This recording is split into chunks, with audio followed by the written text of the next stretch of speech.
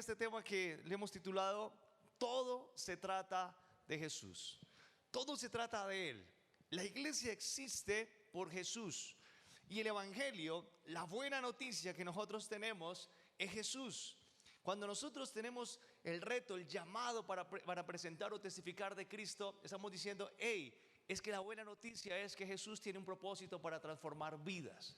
Que lo que Jesús quiere no solamente es solucionar la necesidad mediata. Y si bien es claro que muchos de nosotros llegamos a Jesús por un problema específico, por una necesidad mediata, pero Dios quiere ir más allá. El propósito de Dios es transformar nuestras vidas. Y es hermoso entender que la primera vez que se utilizó la palabra evangelio, ni siquiera Jesús se había manifestado públicamente. El primero que utilizó esa palabra, ¿quién fue? Juan el Bautista. Y su mensaje fue: arrepentíos y crean en el evangelio. Es decir, arrepiéntanse y comiencen a creer en lo que viene, que tiene el poder de transformar vidas. Esa es la noticia que la iglesia está llamada a transmitir. Pero vale la pena dar una mirada a lo que estamos viviendo en este tiempo. Vivimos un tiempo donde las familias están queriendo tener buenos proyectos, pero en esos proyectos no está Jesús. Los jóvenes tienen sueños, tienen la capacidad de tener buenos trabajos, estabilidad, economía, pero en muchos de ellos en su proyecto no está Jesús. Y encontramos también algo que se está dando y que escuchaba hace poco una conferencia sobre lo que es la pronta renuncia, sea laboral, sea de ciudad, sea de iglesia, pero lo más triste, de matrimonio. Nos cansamos, peleamos, no nos entendemos y lo mejor es renunciemos a este proyecto. Y encontramos también que dentro de la iglesia se da. Hay tantas cosas, tantos proyectos que a veces en la iglesia se desarrollan, pero muchas personas se conectan con la iglesia, pero no están conectadas con Jesús. Es decir, queremos que la iglesia gire en torno a nosotros. Y a veces pensamos que necesitamos una iglesia donde nos sintamos bien. Una iglesia que nos brinde toda la comodidad. Una iglesia que nos permita generar un buen ambiente. Pero lo que quiero decir, hermanos, es que la iglesia no gira en torno a usted y a mí. La iglesia gira en torno ¿a quién? A Jesús. Y eso es lo más importante. No podemos querer tener una vida dentro del movimiento, dentro del desarrollo del cristianismo, si Jesús no es lo primero, si Jesús no es el centro. Yo quiero ir a un texto que Pablo presenta a la iglesia en Colosa, y es Colosenses capítulo 1. Colosenses capítulo 1 nos presenta un mensaje de Pablo a una iglesia que él ni siquiera conoció, nunca viajó allí, pero él escribió de una manera especial, comienza allí a hablar con los cristianos, con los que habían conocido, sobre lo que significa el mensaje del evangelio. Colosenses capítulo 1, versículo 9, y voy a permitirme leerlo, ustedes me pueden seguir allí en la presentación. Y dice así la escritura, dice, no sé si la presentación viene o no viene. Estoy haciendo aquí como lobby para ver si llega. Ok, listo, ahora sí. Dice así: por lo cual también nosotros, desde el día que lo oímos, no cesamos de orar por vosotros y de pedir que seáis llenos del conocimiento de su voluntad en toda sabiduría e inteligencia espiritual, para que andéis como es digno del Señor, agradándole en todo, llevando fruto en toda buena obra y creciendo en el conocimiento de Dios, fortalecíos con todo poder conforme a la potencia de su gloria, para toda paciencia y longanimidad, con gozo, dando gracias al Padre que nos hizo aptos para participar de la herencia de los santos en luz, el cual nos ha librado de la potestad de las tinieblas y trasladado al reino de su amado Hijo, en quien tenemos redención de su sangre, por su sangre, el perdón de pecados. Y aquí en adelante el texto, en el versículo 15, comienza a presentar toda una cristología de por qué Cristo es lo más importante, por qué Él es el centro de nosotros.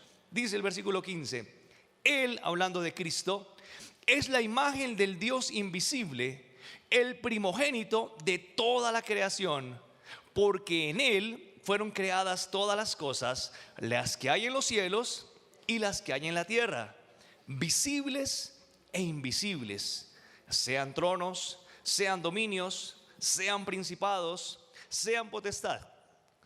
Todo lo creado por medio de Él y bien y para Él.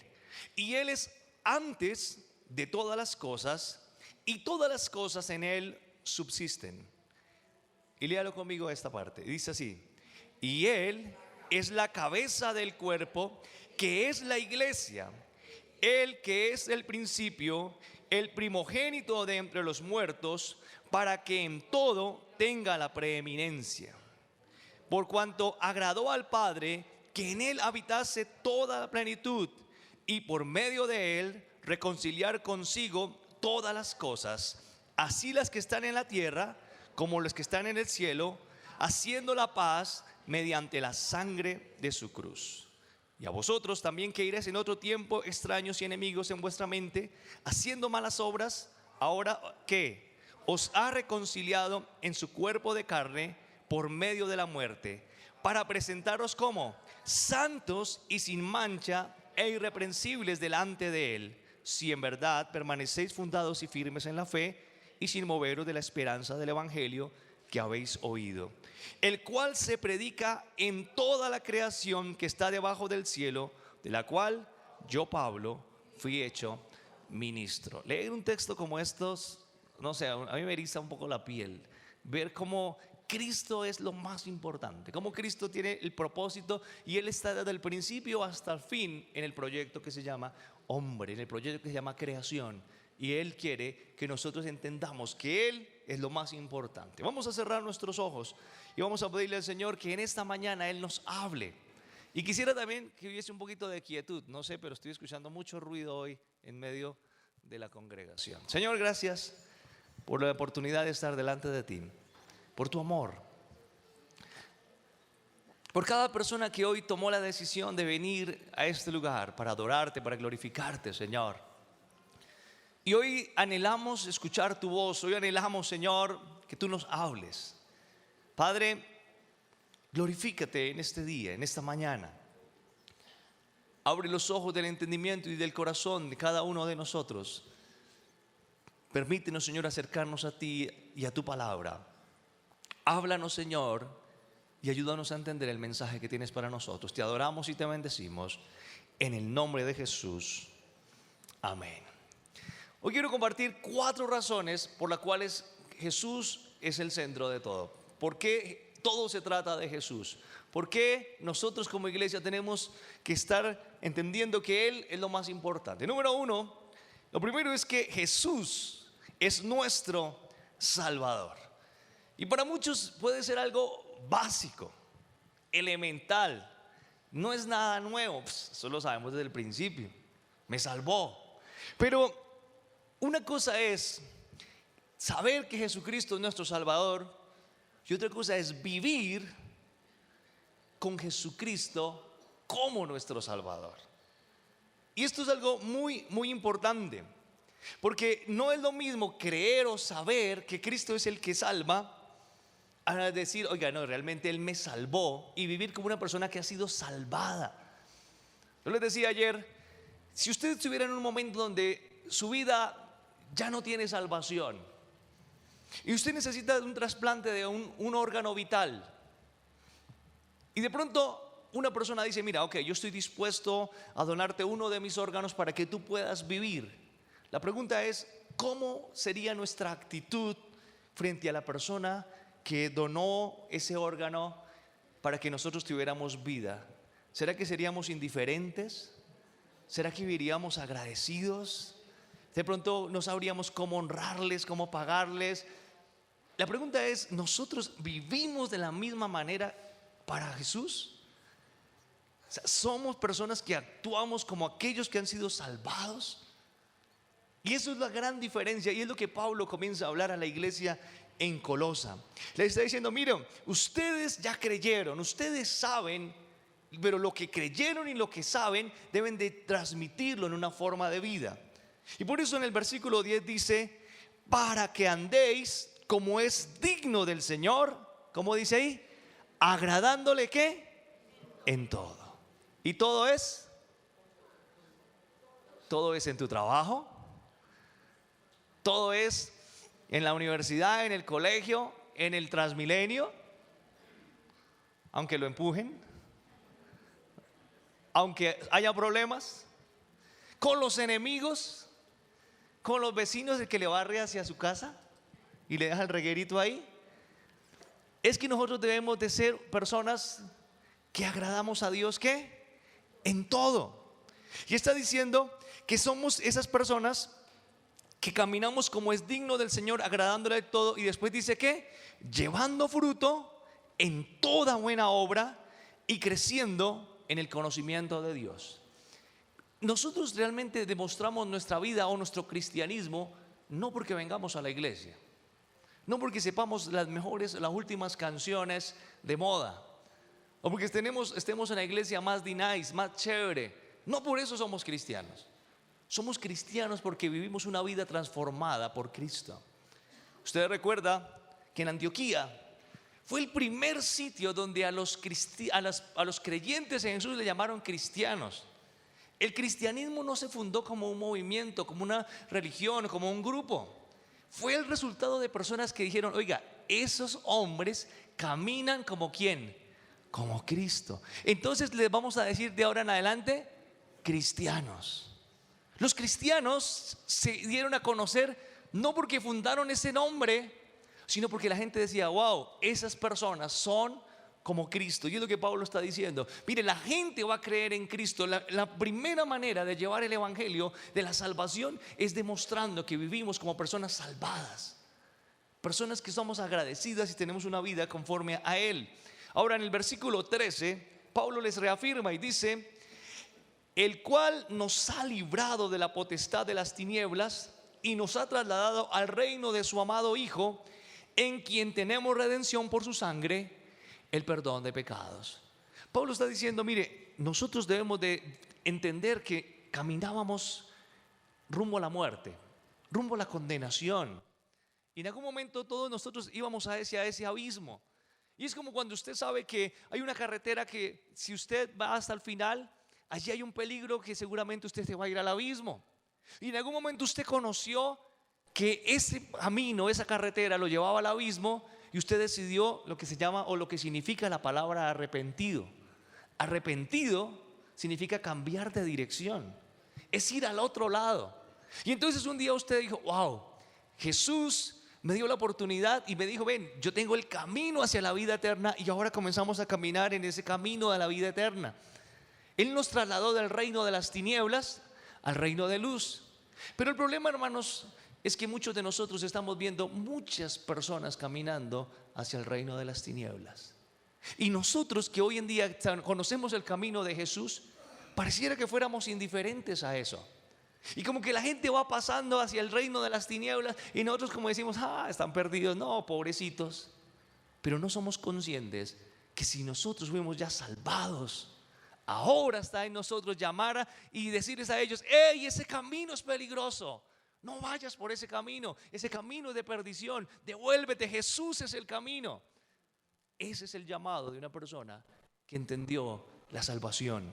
Y Pablo está diciendo, mire, hemos sido trasladados del reino de las tinieblas y ahora estamos yendo hacia el reino de la luz. Y ahora que las obras que desarrollamos en el Señor nos demuestran el perdón de nuestros pecados, que en Él hemos sido redimidos por su sangre. La mejor manera de testificar, iglesia, es siendo personas que entendemos el significado de la salvación que Dios nos dio. Eso significa una vida agradecida. Algo que me encanta de la salvación es que la salvación no es un momento, tampoco es un evento, ni es un ratico emocional. La salvación es algo tan grande que está diciendo, mira, el propósito de Dios ni siquiera lo vas a ver en esta tierra porque es algo que tiene frutos eternos, es más allá de eso. Es el final de esta ruta que nosotros vamos a encontrar algo hermoso que es la vida eterna. Entonces la salvación es algo eterno. Es algo que trasciende todas las banalidades de este mundo, todos los deseos de este mundo. Es algo donde nosotros vamos a ver que Dios transforma nuestras vidas para que podamos disfrutar de todas las riquezas celestiales. Él nos salvó porque nosotros en un momento estábamos perdidos. Y si nosotros vivimos en gratitud a esa hora, creo que muchas cosas van a cambiar.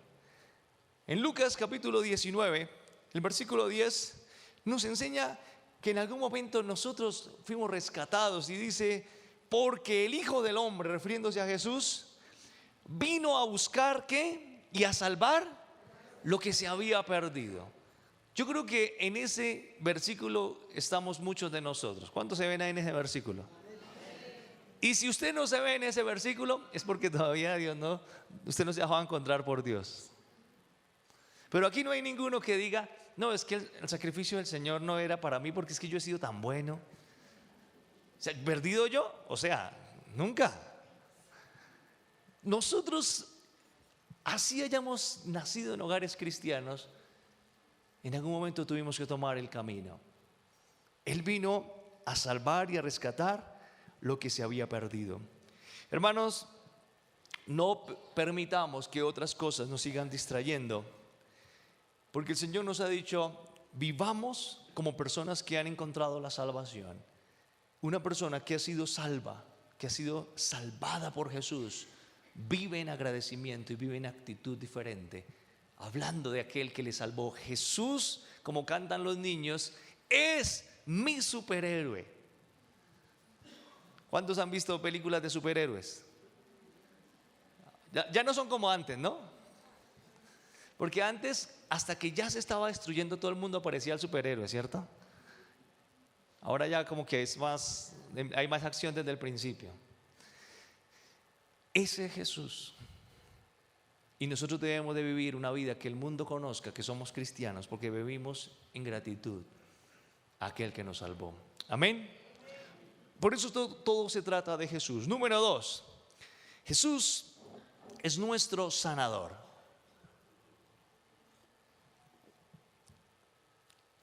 Cuando hablamos de que todo es por Jesús, que Él es el centro, que todo se trata de Él, es que debemos entender que hay un mundo que perdió el diseño original de Dios, el diseño perfecto de Dios por el pecado. Y fue el pecado el que comenzó a enfermar el mundo. Y cuando hablamos de enfermedad, no estamos hablando solamente de enfermedad física, sino estamos hablando también de enfermedad espiritual, enfermedad emocional, donde el mundo cada día está más y más perdido en sus situaciones, en sus angustias, en sus deseos.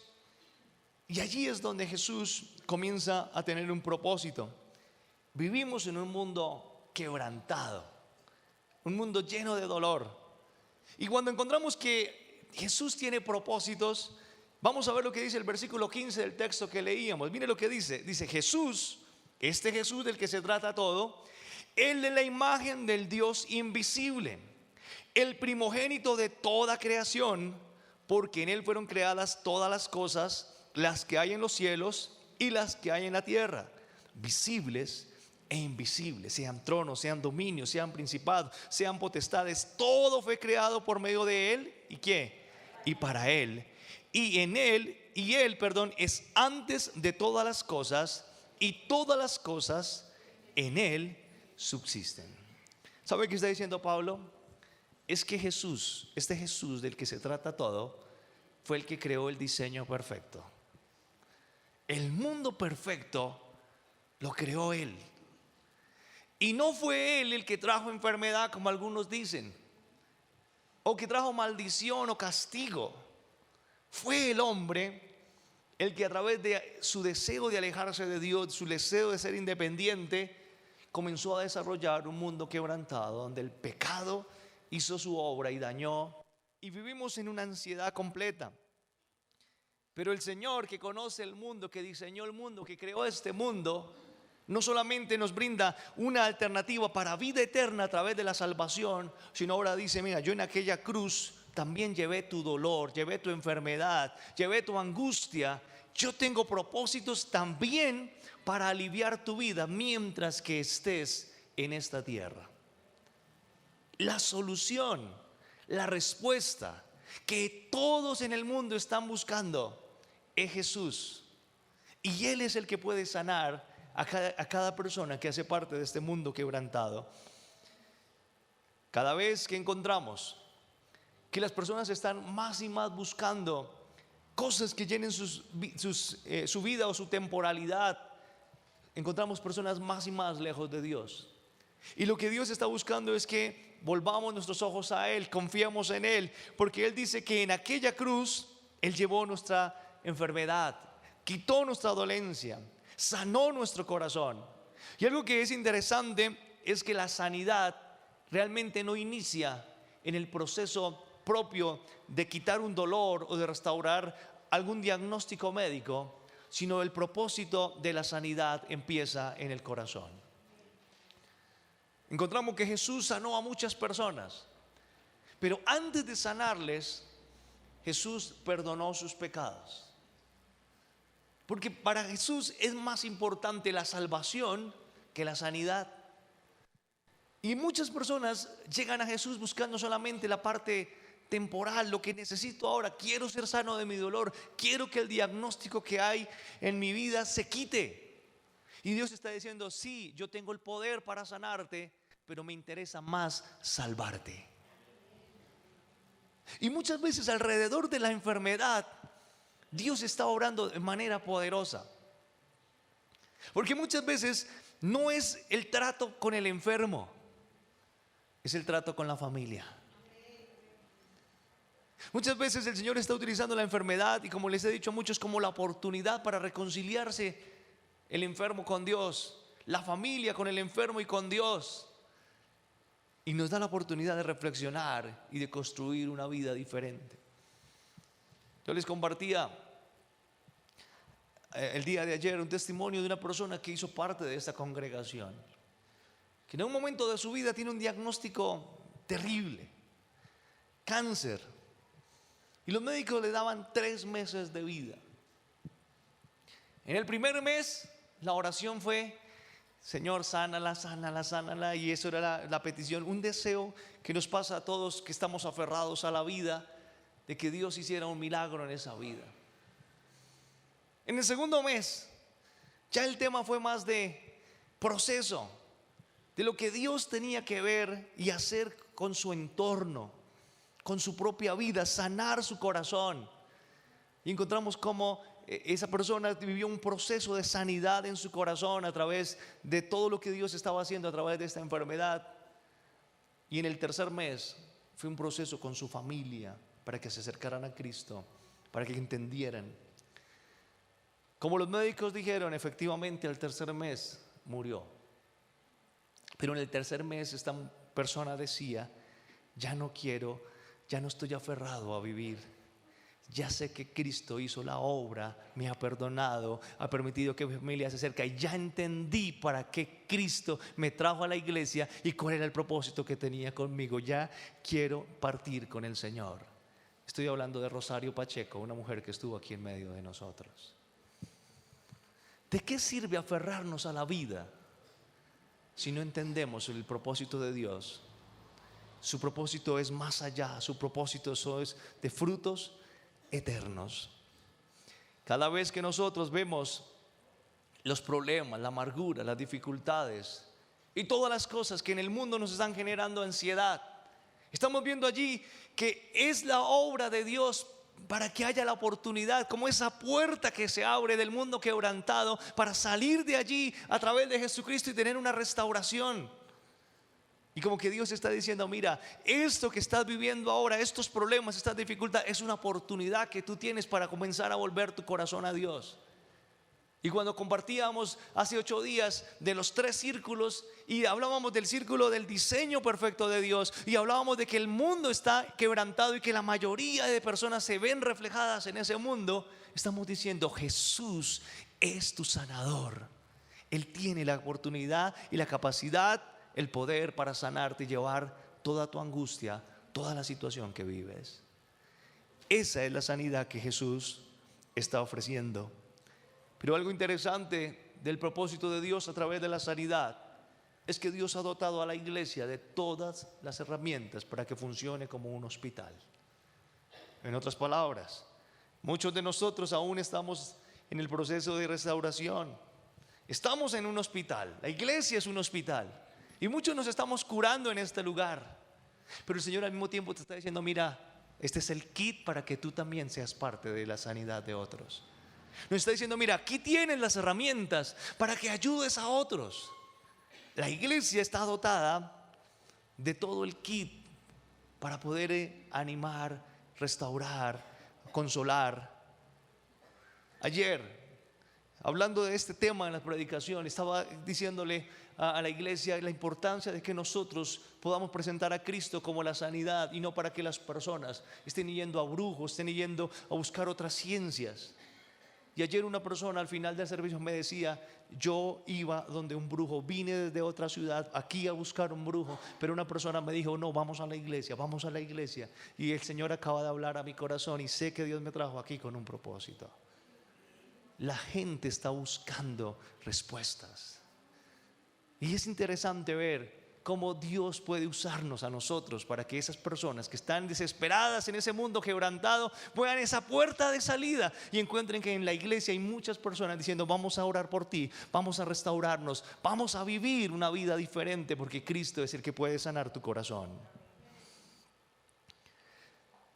Un tercer aspecto de por qué Jesús es el centro, por qué todo se trata de Jesús, es porque Jesús es nuestro santificador. Y la santificación es algo que nosotros experimentamos cuando somos parte de esa iglesia que comienza a ser formada por el Señor. Y algo interesante es que es un efecto directo. Porque dice Pablo aquí en Colosenses que Jesús es la cabeza del cuerpo.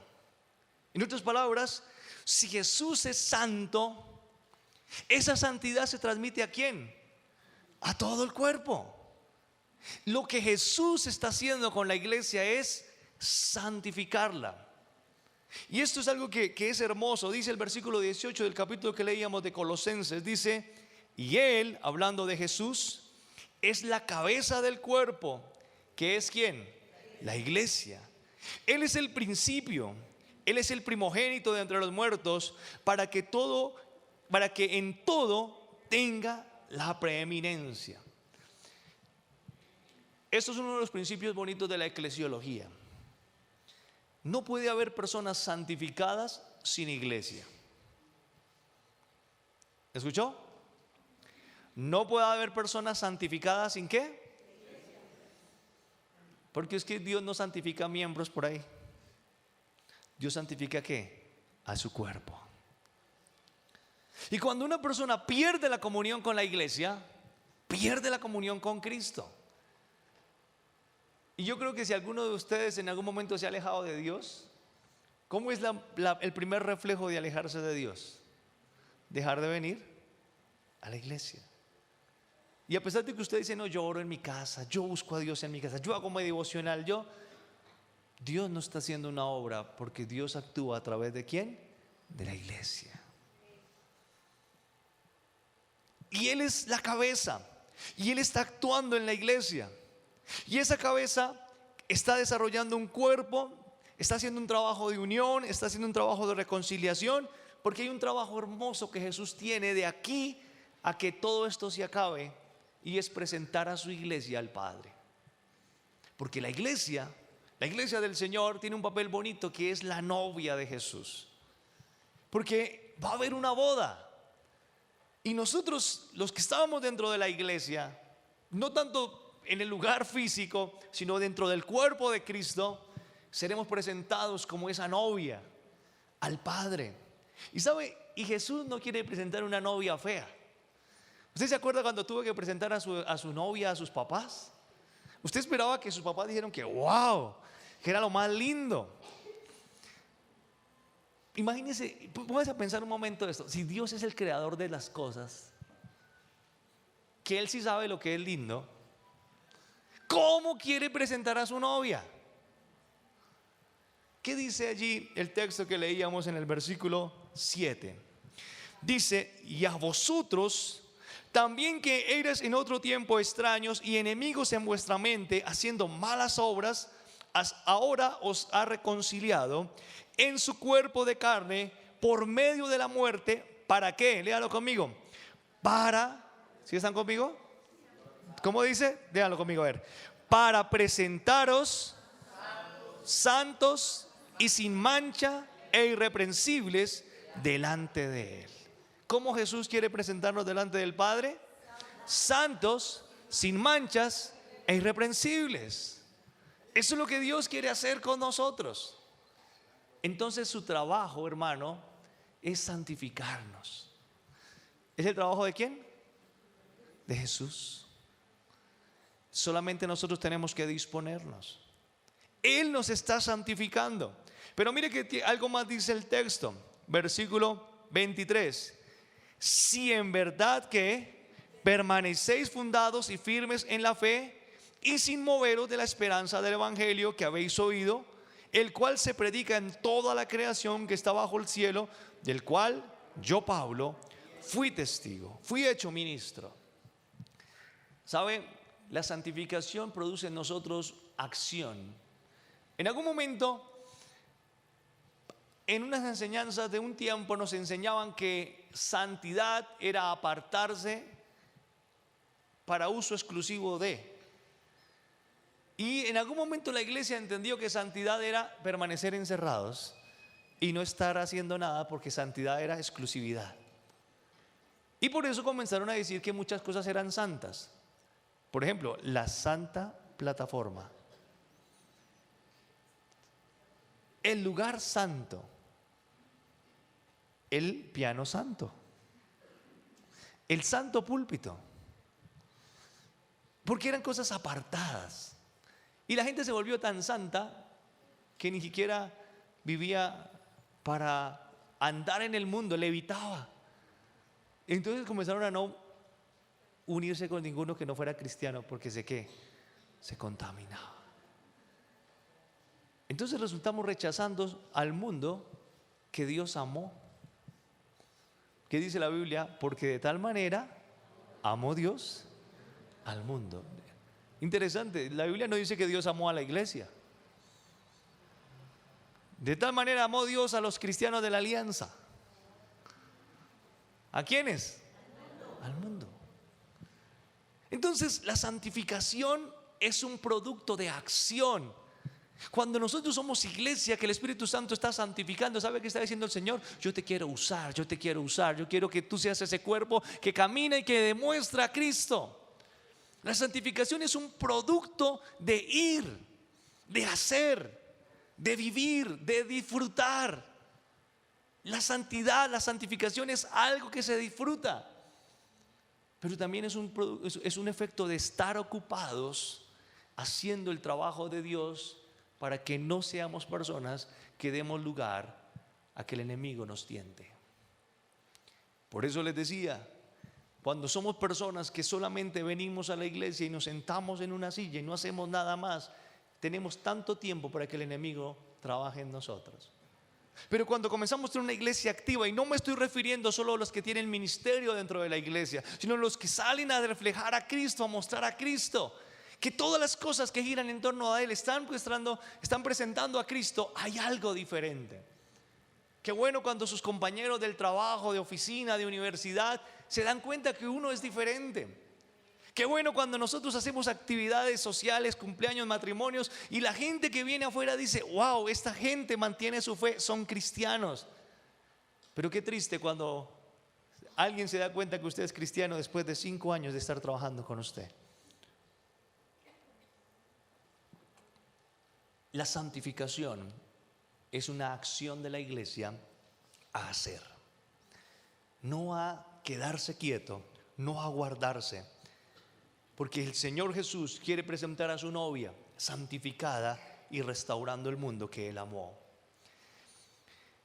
Jesús va a presentar al Padre aquella iglesia que permanece fundada y firme en la fe, que no se mueve de esa esperanza y que predica, que extiende, que lleva el evangelio como la plataforma. Ahora bien, sabemos que en este mundo el desafío no es fácil. Porque eso fue lo que Jesús dijo a sus discípulos. Ese desafío que yo les tengo a ustedes no es fácil.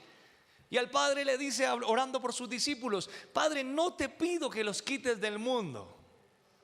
Te pido es que los cuides, que no la embarren, que no hagan cosas que no te agraden, que los guarden de la tentación, del pecado, del mal.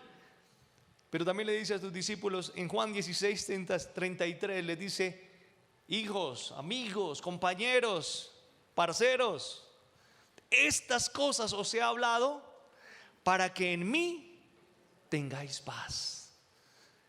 En el mundo la van a tener difícil, la van a tener bien complicada, van a tener problemas, van a tener aflicciones. Pero ¿qué dice? Confiad. En otra versión dice: pero no temas, porque ¿qué? Yo he vencido al mundo. Cuando el Señor está santificando nuestras vidas, no hay temor. Y le digo, iglesia, el desafío de presentar a Cristo no debe ser para temor, porque Pablo dice: por eso no me avergüenzo del evangelio. ¿Por qué? Porque es poder de Dios para todo aquel que cree. Es poder de Dios para salvación. ¿Cómo nos vamos a avergonzar? Y lo digo con temor. Si usted es una persona que hace parte de la iglesia, pero le da miedo presentar a Cristo, cuestiónese un momento si realmente Cristo está santificando y está actuando en su vida. Porque Cristo no tiene hijos que se avergüencen de Él. Él tiene hijos que se enorgullecen de su Salvador, porque esa es la obra que Él está haciendo, santificándonos cada día. Amén.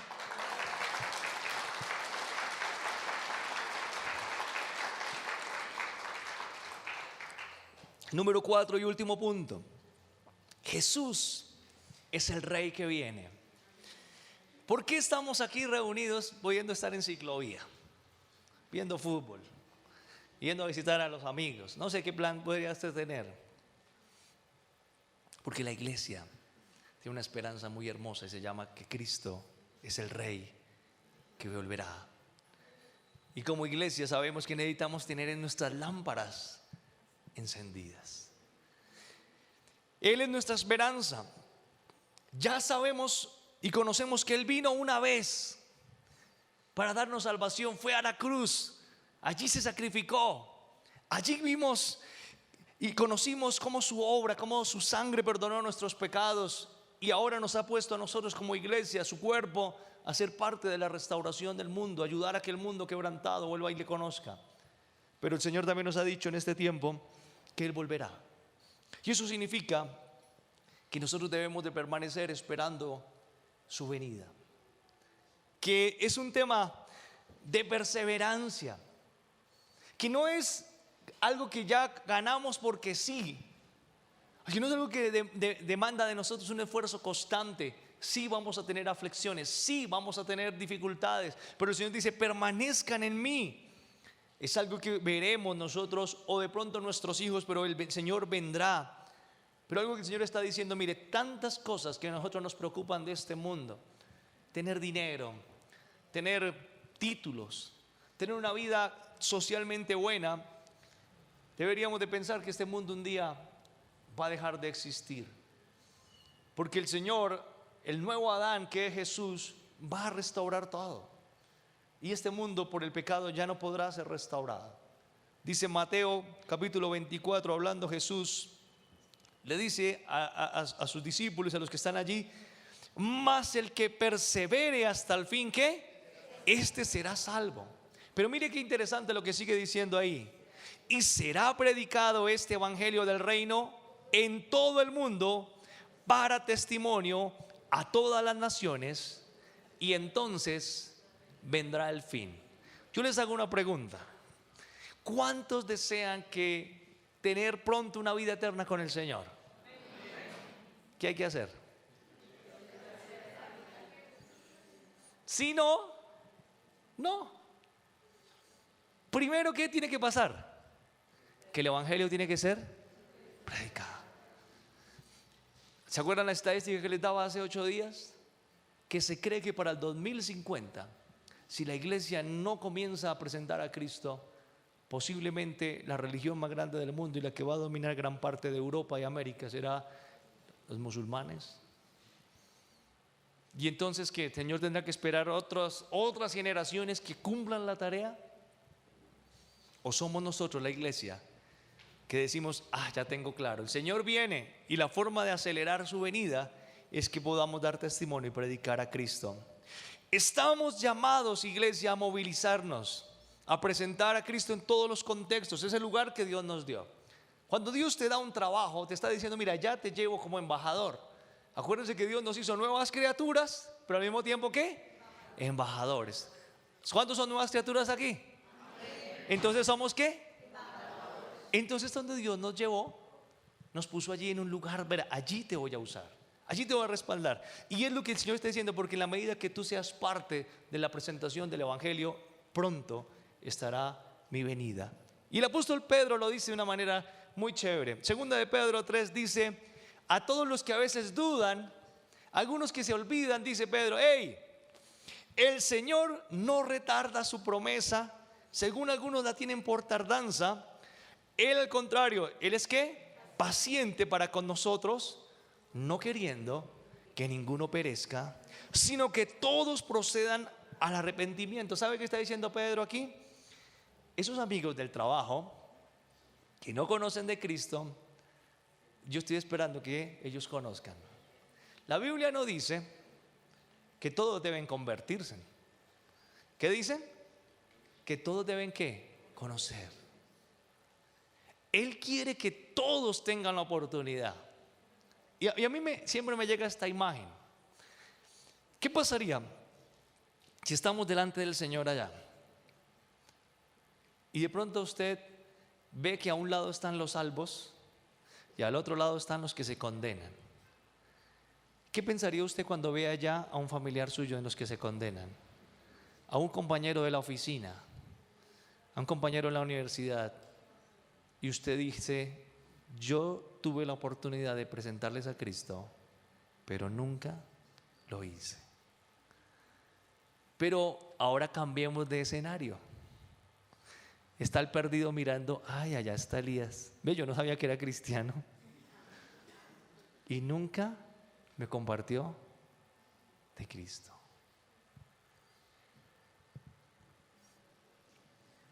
Nosotros algún día tendremos que enfrentar ese día. Ese día va a llegar donde el Señor apartará a los escogidos de los condenados. Y donde Dios nos ha puesto para presentar, porque Él quiere que todos conozcan. Pero sigue diciendo allí el texto, versículo 10: pero el día del Señor vendrá como ladrón en la noche, en el cual los cielos pasarán con gran estruendo y los elementos ardientes serán deshechos, y la tierra y las obras en ella que hay serán quemadas. Puesto que todas las cosas que han de ser deshechas, ¿cómo no debéis vosotros andar en santa y piadosa manera de vivir? Esperando y apresurándonos esperando y apresurándonos para la venida del día de Dios. Ok, ahora sí. Venida del día de Dios, el cual los cielos encendiéndose serán deshechos y los elementos siendo quemados se fundirán. Pero me gusta lo que dice el 13, léalo conmigo. Pero nosotros esperamos, según sus promesas, ¿qué? Cielos nuevos y tierra nueva, en las cuales mora la justicia. Por lo cual, oh amados, estando en espera de estas cosas, procurad con diligencia ser hallados por Él sin manchas e irreprensibles en paz. ¿Cómo es la iglesia que el Señor va a presentar a Cristo? Sin mancha, sin arruga e irreprensible. ¿Tiene razón lo que dijo Pablo ahora con lo que dice Pedro? Pero algo que me encanta también, y con esto estoy terminando, es que el Señor, como Rey que viene por nosotros, no nos va a recibir en su reino como simples arrimados, ni nos va a recibir en su reino como unos pobres ahí que estaban sin rumbo sin destino y como que fuimos salvos solamente porque Él quiso hacer algo por nosotros, sino lo interesante es que el Señor, el Rey que nosotros esperamos, nos va a llevar a su reino, pero no solamente nos va a llevar a su reino, sino nos va a hacer parte de su corte. Y esto es de las cosas más impresionantes. El Rey va a compartir su reino con nosotros, porque Él quiere hacer de nosotros un reino de reyes y sacerdotes. Apocalipsis 5 habla del Cordero, habla de por qué todo se trata de Jesús. Apocalipsis 5:8 dice: y cuando hubo tomado el libro, los 4 seres vivientes y los 24 ancianos se postraron delante de ¿quién? ¿Quién es el Cordero? Jesús. Todos tenían arpas y copas de oro llenas de incienso, que son las oraciones de los santos. ¿A dónde van nuestras oraciones? ¿A dónde van nuestras oraciones? Qué bonito, ¿no? Dice la Biblia que ninguna de nuestras oraciones se ha perdido. Todas nuestras oraciones están guardadas. Entonces, ¿usted por qué piensa que Dios no le escucha? Seguimos, no nos desviemos, no vayamos a pensar, no nos vayamos para otro planeta. ¿Listo? Versículo 9. ¿Y qué pasaba allí? Y cantaban un nuevo cántico diciendo: digno eres de tomar el libro y de abrir sus sellos, porque tú fuiste inmolado, y léalo conmigo, y con tu sangre nos has redimido para Dios de todo linaje y lengua y pueblo y nación, y nos has hecho para nuestro Dios reyes y sacerdotes, y reinaremos sobre la tierra. ¿Pero dónde reinaremos? ¿Cuándo? Cuando el Señor vuelva. Ese es el que esperamos, al Rey de Reyes. Y dice que Él nos redimió por su sangre, que nos escogió de toda lengua, linaje, pueblo, nación. Y volvemos ahí a un cántico que conocemos: somos el pueblo de Dios, el pueblo especial. El Señor nos ha reunido. Y ahora dice el 11: y miré y oí la voz de muchos ángeles alrededor del trono y de los seres vivientes y de los ancianos, y su número era ¿cuántos? Millones de millones. ¿Usted se acuerda cuando predicaba aquí una vez que decía que pertenecimos a la gran iglesia, a la asamblea de Dios que hace parte desde la tierra hasta los ángeles, que son millones y millones? Vuelve la Biblia, nos dice: ahora están delante de Dios, delante del Cordero de Dios, toda la iglesia, más los ángeles, y su número son ¿qué? Millones de millones, que estaremos delante de Dios. Y ellos decían a gran voz, versículo 12: el Cordero que fue inmolado es digno de tomar el poder y la riqueza, la sabiduría y la fortaleza, la honra, la gloria y la alabanza, y a todo lo creado que está en el cielo y sobre la tierra y debajo de la tierra y en el mar, y a todas las cosas que en ellos hay. Oí decir al que está sentado en el trono y al Cordero: sea la alabanza, la honra, la gloria y el poder por los siglos de los siglos. Yo quiero estar ese día cantándole al Señor así. Yo quiero estar siendo parte de esa iglesia. Yo quiero ser parte de ese pueblo de reyes y sacerdotes que el Señor va a ser. Por eso, iglesia, todo se trata de Jesús. Por eso la esperanza de este mundo es Jesús. Y por eso el llamado a nosotros a ser iglesia es presentar a nuestro Salvador como lo mejor que tenemos para nosotros. Si hemos entendido el mensaje y el desafío, ahora debemos ser esa iglesia que dice: Señor, aquí estamos dispuestos. Cerremos nuestros ojos, por favor.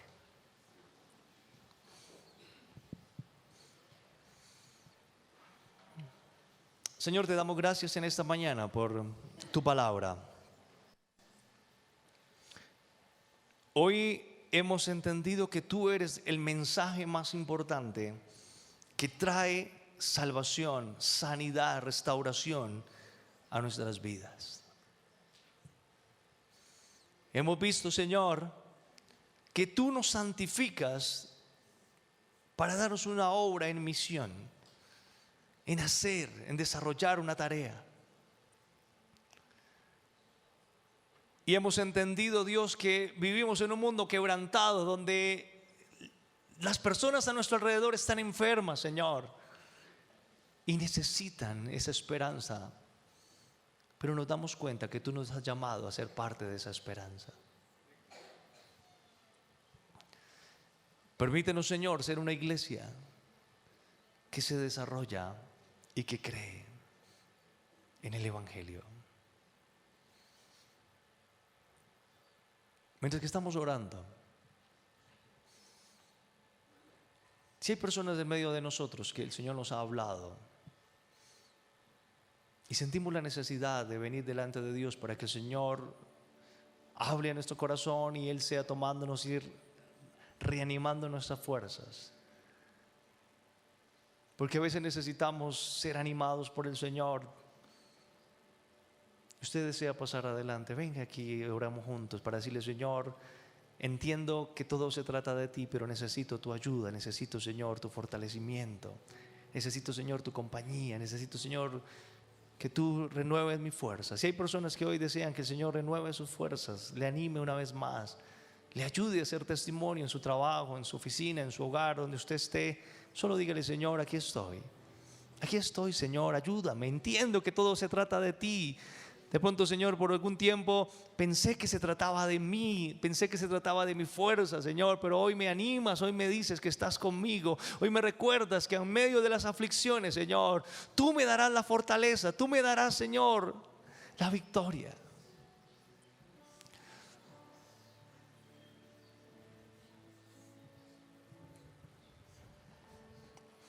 Órele al Señor pidiéndole que Él le permita hacer testimonio en su casa, en su trabajo. Dígale: Señor, si hasta hoy ha sido difícil, tú puedes hacer una obra completa, Señor.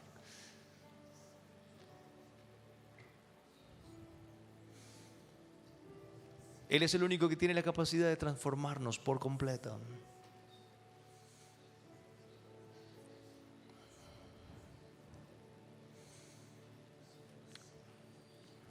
Pero también, mientras que estamos orando aquí, si en medio de nosotros hay personas que están sufriendo de alguna enfermedad, o Dios le ha permitido a usted tener un tiempo donde alguna persona de su familia está enfermo y usted está viendo allí un trato, algo difícil, yo quisiera que ustedes también pasaran adelante y vamos a orar para que Dios fortalezca hoy su vida, le anime, le ayude a encontrarse con Él. Diga al Señor: este es un tiempo para clamar por lo que tú vas a hacer, Señor. Si hay enfermos entre nosotros o en nuestras casas, vamos a orar. Vamos a pedir al Señor que haya sanidad en nuestros cuerpos. Él es nuestro sanador. Pero también hay enfermedades que no solamente son físicas, hay enfermedades emocionales. Hay problemas en medio de nuestra casa, hay tensión, hay dificultades. ¿Por qué no decir: Señor, tú eres la esperanza que puede sanar, Señor, mi hogar, que puede sanar, Señor, toda situación que estoy viviendo? Él puede restaurar toda situación.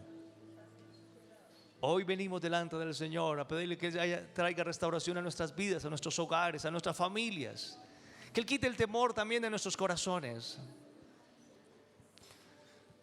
Y voy a pedir a la iglesia que está allí, que permanece allí, que nos coloquemos en pie y vamos a levantar nuestras manos hacia este lugar y vamos a decir: Señor, tú traes restauración, sanidad a las personas que están adelante.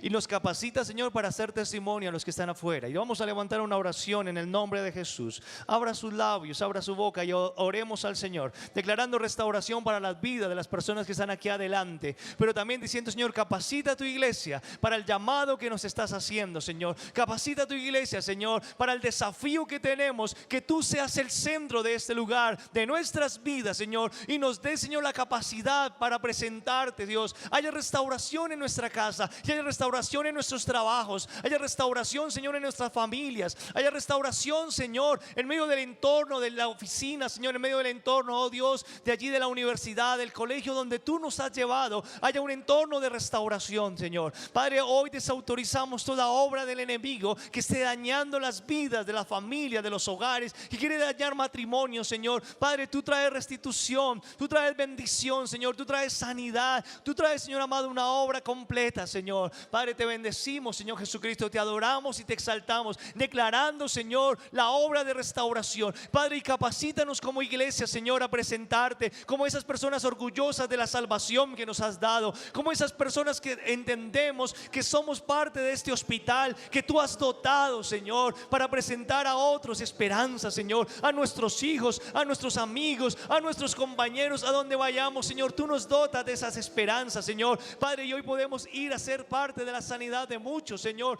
de muchas personas alrededor de nosotros. Serán conocedoras, Señor. Padre, presentamos a nuestros jefes, a nuestros amigos, Señor, aquellas personas con las que estamos tratando todo el tiempo, que tú, Señor, les permitas conocerte, Señor, que ellos se acerquen a ti y puedan volver los ojos a ti, Señor. Padre, eres Dios grande y poderoso, Señor, y trae restauración a cada vida, Señor. Siga adorando al Señor mientras que estamos cantando. Siga adorando al Señor allí, adorando al Señor, declarando que Él hace una obra, Señor.